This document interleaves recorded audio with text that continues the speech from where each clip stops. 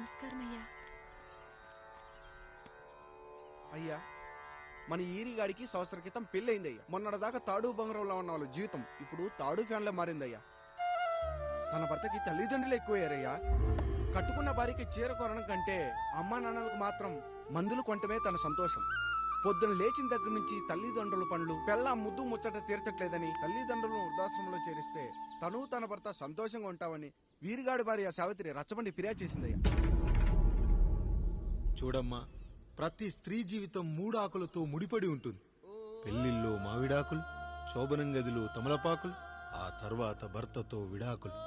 మావిడాకులు గుమ్మానికి కట్టొచ్చు, తమలపాకులతో కిల్లీలు కట్టొచ్చు, కానీ విడాకులతో కాపురాలను కట్టలేమమ్మా, కట్టలేం. నన్నేం చేయమంటారు? నాకంటూ కోరికలుండవా?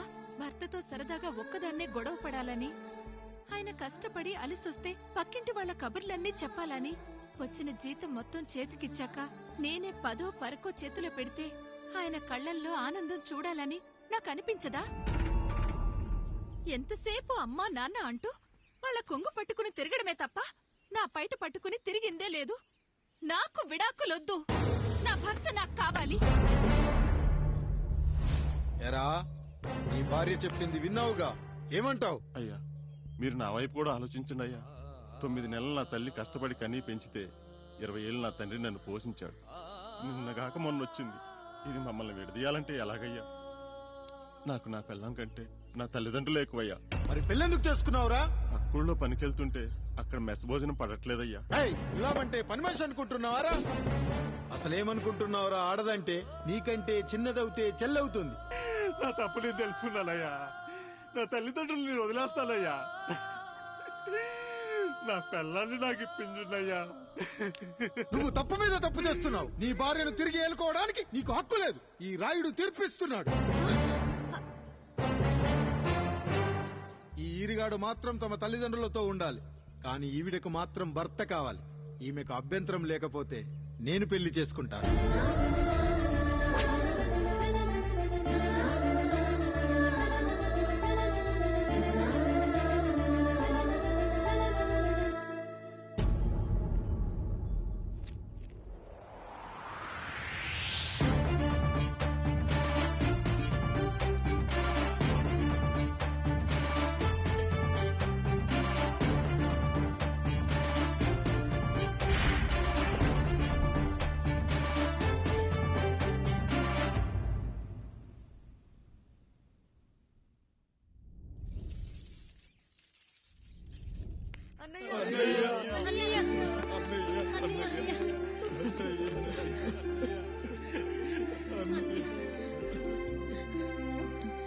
రాత్రి చాలా భయం వేసిందనయ్యా. ఇప్పుడు మమ్మల్ని వదిలి వెళ్ళకన్నయ్యా. రాత్రే కదరా మనం అందరం కలిసి పడుకున్నాం.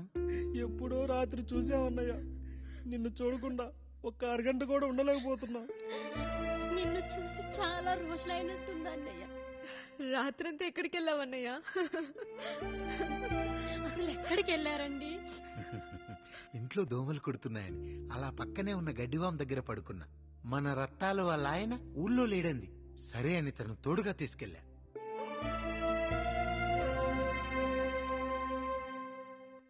మీ సావుకటే మీ కుటుంబం నుంచి మిమ్మల్ని విడదీయాలయ్యా. అప్పటి వరకు మేము కళ్ళు తెరిస్తే మా కళ్ళ ముందు ఉండాలి, కళ్ళు మూస్తే మా కళ్ళలో ఉండాలయ్యా. నమస్కారం రాయుడు గారు.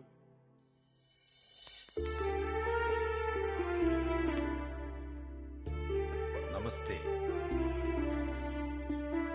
ఏం జడ్జి గారు, ఎప్పుడొచ్చారు? ఇప్పుడే.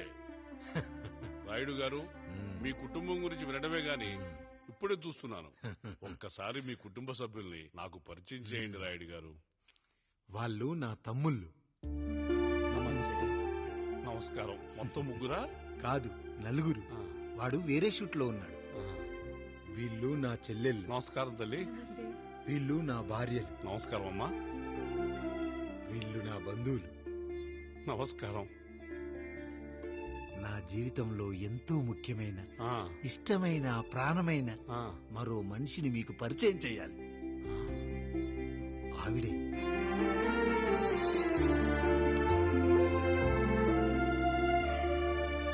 నమస్తే తల్లి. ఆవిడ మా పని మనిషి. ఆ?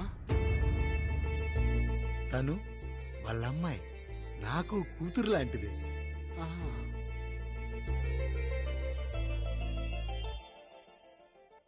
ఆ ఫోటోలోని వ్యక్తి ఎవరమ్మా?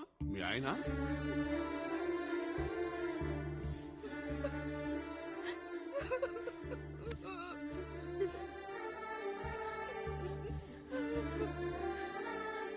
చనిపోయారా?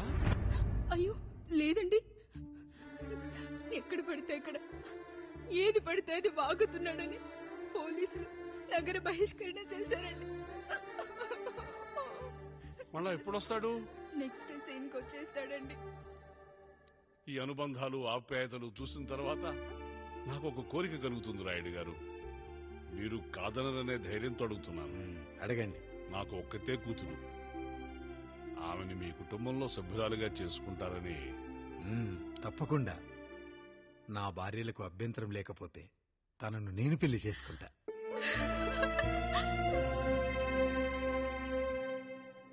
అయ్యో, మీరు పొరపాటుగా అర్థం చేసుకున్నారు. మీ పెద్ద తమ్ముడికి ఇచ్చి చేస్తారని.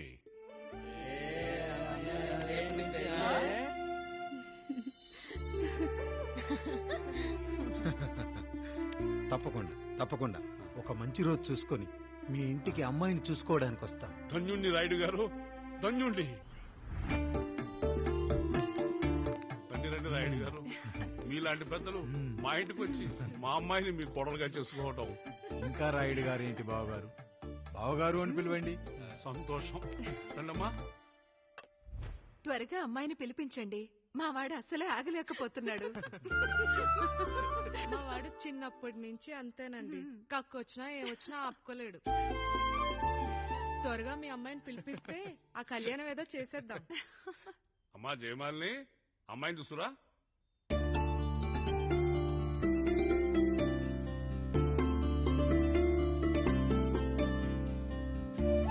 కూర్చోమ్మా. నువ్వు కూడా అబ్బాయిని చూడమ్మా.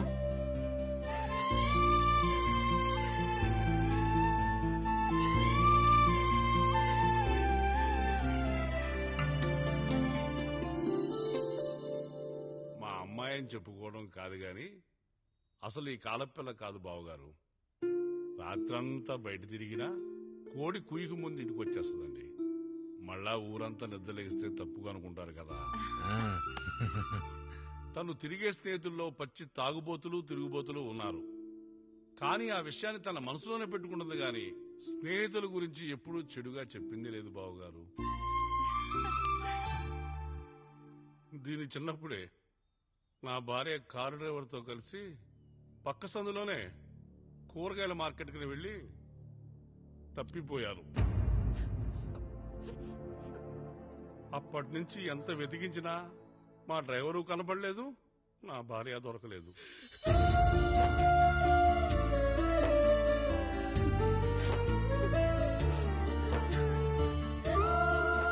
అమ్మ నాకు చాలా ప్రేమ పంచింది నాన్న. అది ఊరంతా పంచుతానంటుంది నా బిడ్డ. నేను కాదనలేదు. అలాంటి నా కూతురు ఇవాళ మీ కోడలవటం నిజంగా నా అదృష్టం బావగారు. ఈ రోజు నుంచి మీ అమ్మాయి మా ఇంటి బిడ్డ. అమ్మాయి నచ్చిందా బాబు? నచ్చిందా?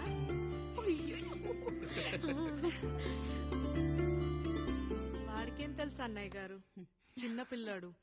ఇప్పటికీ ఆకుని చెవులో పువ్వుని నోట్లో పెట్టుకొని తిరుగుతూ ఉంటాడు.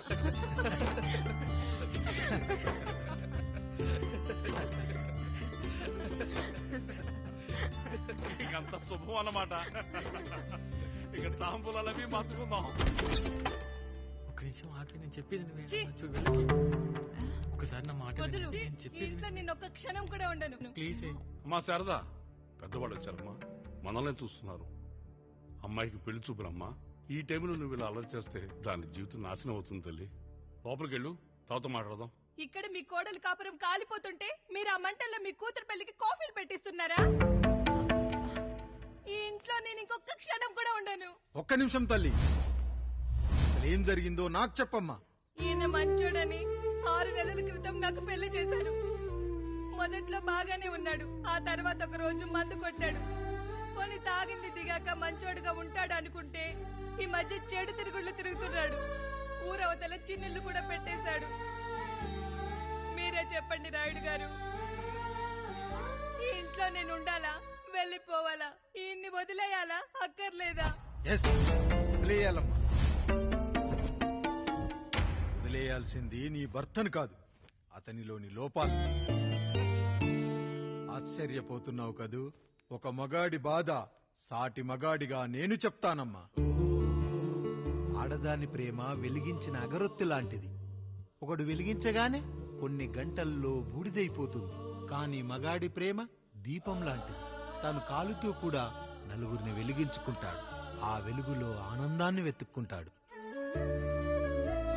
చూడమ్మా శారద, నువ్వు కాకిలోని నలుపును చూస్తున్నావు, నేను దాని రెట్టలో తెలుపును చూస్తున్నాను. మొగడు మందు కొట్టొస్తే నిన్ను కొట్టలేదని సంతోషపడాలి గాని బాధపడకూడదమ్మా. ఇక చిన్నిల్లు సంగతి అంటావా? రుచిగా ఉందని లొట్టలేసుకుంటూ సగం తిన్న బిర్యానీలో కుక్క మూతి పెట్టిందని తెలిసాక దాన్ని పారేసుకుని ఆకలిని చంపుకోవడం కంటే నాకింది మనింటి కుక్కే కదా దాని మూతిపళ్ళు రాలగొట్టి ఇంట్లో కట్టేయాలి. నీ భర్త కూడా అలాంటి కుక్కలాంటి వాడేనమ్మా.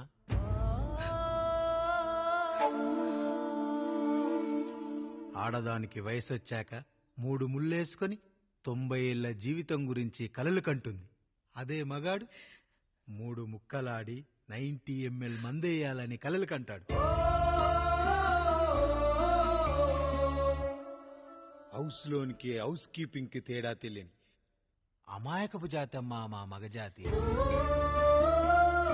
పండగ పూట తినే పాయసం రుచి గురించి మీకు తెలిసి ఉండొచ్చు. కానీ గరళం కంటే చేదుగా ఉన్న బ్రాందీని కక్కలేక మింగలేక తాగే ఆ బాధ ఒక్క మగాళ్లకు మాత్రమే తెలుస్తుంది. కష్టాల్లో ఓదార్చిన మందును సుఖాల్లో మర్చిపోకూడదని తాగడమే కాని మాకు మాత్రం తాగాలని ఆశుంటుందా తల్లి? చివరిగా ఒక్క మాట, కష్టాలు పొంగల్లో మిరియాల్లా మనకే వస్తాయి, కాని సంతోషాలు ఉప్మాలో జీడిపప్పులా పక్కనోడుతో ఉంటాయి. ఎదుటివాడి ఉప్మాలో కూడా పనికిరాని కరివేపాకుంటుందని సర్దుకుపోవడమే జీవితమమ్మా. రాయుడు గారు, నన్ను క్షమించండి. రాయుడు గారు, నన్ను క్షమించండి. నా తప్పు నేను తెలుసుకున్నాను. ఈ రోజు నా 2 బిడ్డల జీవితాన్ని కాపాడారు రాయుడు గారు. ఈ శుభ కార్యక్రమాన్ని కూడా మీరే జరిపించండి. తప్పకుండా.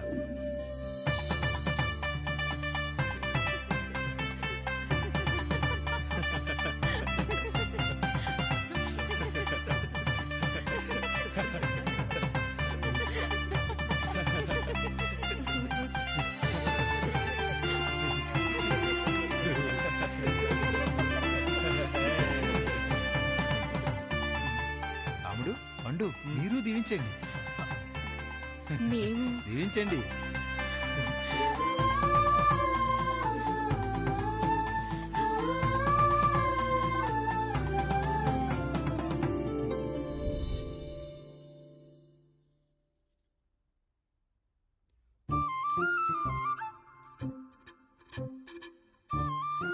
తింటారా?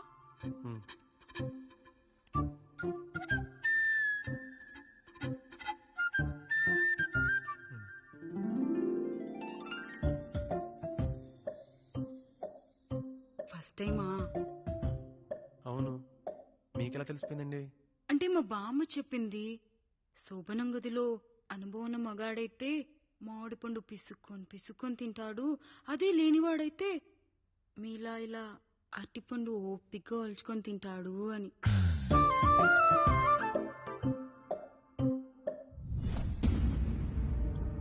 ఏంటవి?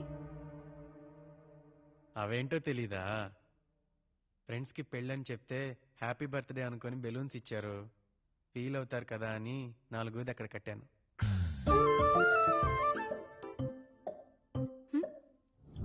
అన్నీ వచ్చాడు.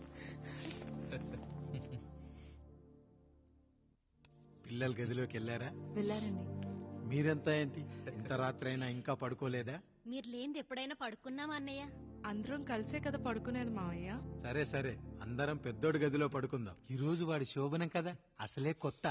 పక్కనుంటే ధైర్యంగా ఉంటుంది. పక్క నుండి దగ్గరుండి జరిపిద్దాం. పదండి.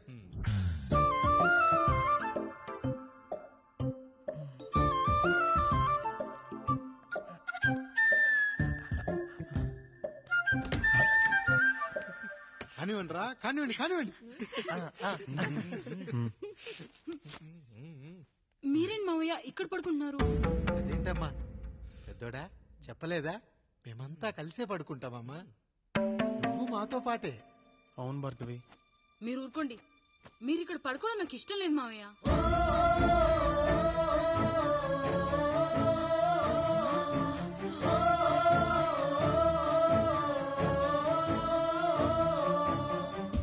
అదేంటమ్మా అలా అంటావు?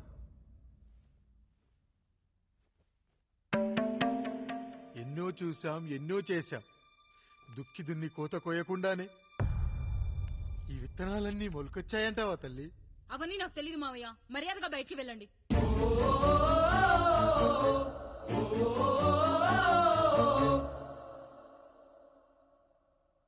కనీసం ఆ మూలనైనా పడుకుంటామమ్మా. నువ్వైనా చెప్పరా పెద్దోడా? అంటే తను ఇబ్బంది పడుతుంది కదా నాన్న.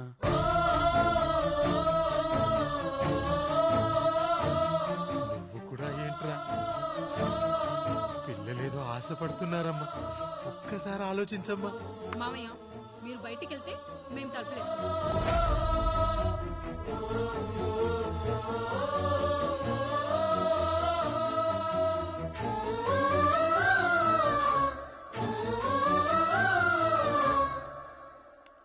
వేసుకోండి అమ్మా, వేసుకోండి. తలుపులు వేసుకోండి.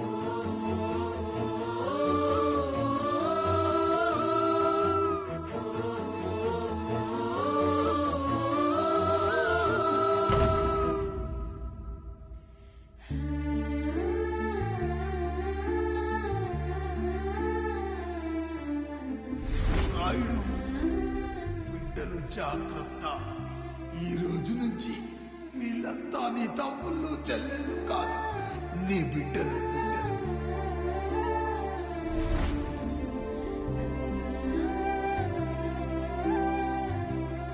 జానకి, ఏమండి?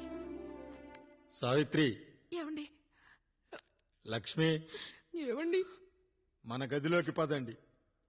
ఇక నుంచి ఎవరి పిల్లలతో వాళ్ళ గదిలోనే పడుకోవాలి. ఇది ఈ రోజు నుంచి ఈ వంశానికి రాస్తున్న కొత్త శాసనం. అయ్యా అలా అరకండి అయ్యా. మీరు లేకుండా మేము ఎప్పుడైనా విడిగా పడుకున్నాం. అంతా కలిసే కదయ్యా పంచుకున్నాం. వెళ్ళరా వెళ్ళు. నీకు భార్య ఉంది, నీకు పడగది ఉంది. వేసుకోండి రా, మీరు వేసుకోండి.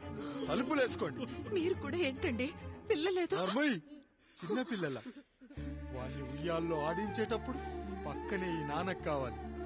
బడికెళ్ళేటప్పుడు పక్కనే ఈ నాన్న కావాలి.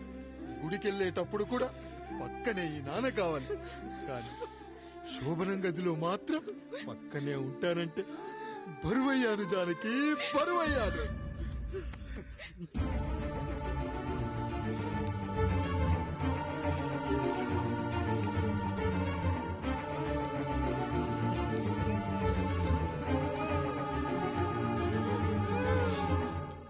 And for more videos, please subscribe to iDream. Please subscribe to iDream. Please subscribe iDream. And please subscribe to iDream.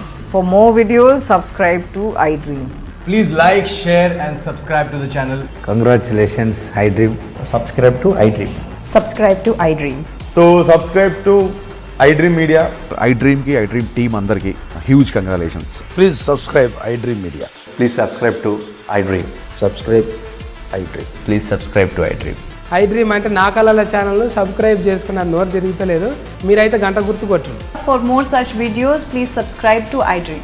Subscribe to iDream. Please subscribe to iDream. Please subscribe iDream Media. Please do subscribe to iDream. Please subscribe to iDream Media. For best entertainment and information, please subscribe iDream. And don't forget to subscribe to iDream.